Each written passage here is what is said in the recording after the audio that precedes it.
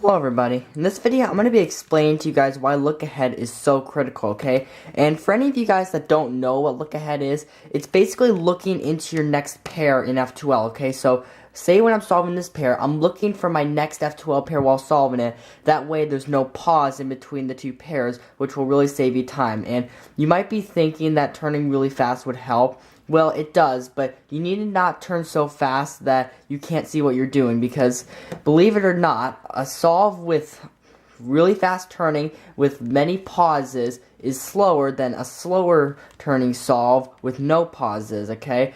And in this video, I'm going to be explaining what's so critical about it and why it really makes a difference.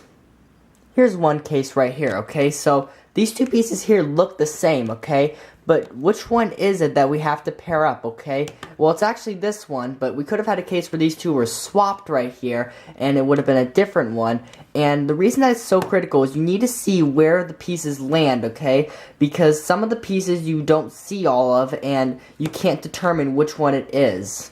And unlike recognizing PLL or OLL just from what you see, this here can have many different cases, okay? And, right here, these two pieces could be switched, but it would affect one of these pieces right here, which would overall affect the appearance of it, and that goes for OLL as well.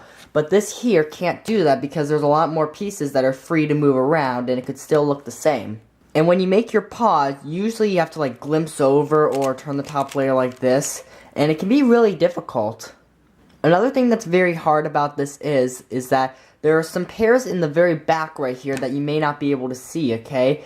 And what you have to do is you may have to rotate the cube, and this will also help you eliminate cube rotations, which can slow you down because you don't have to keep rotating to look for pieces because you already see what you need to do, and you may need to rotate, but you already know what you need to do, and this can really eliminate the amount of them that you do. So sometimes you may have to do this, but this way you know it's in the back here and that you have to get it out.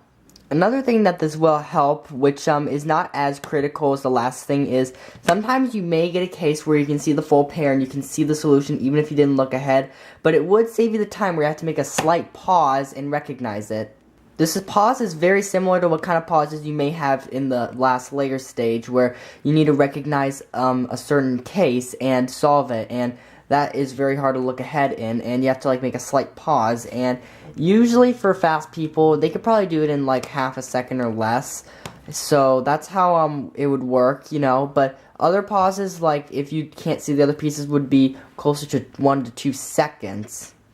And the last thing that this will help you with is reducing your move count, okay? Because, like I said, you may be rotating the top layer, looking around, and looking for the piece that you can't seem to find, and that can really make your move count high, and instead of wasting your time turning the top layer, you could have been spending your time inserting the pair.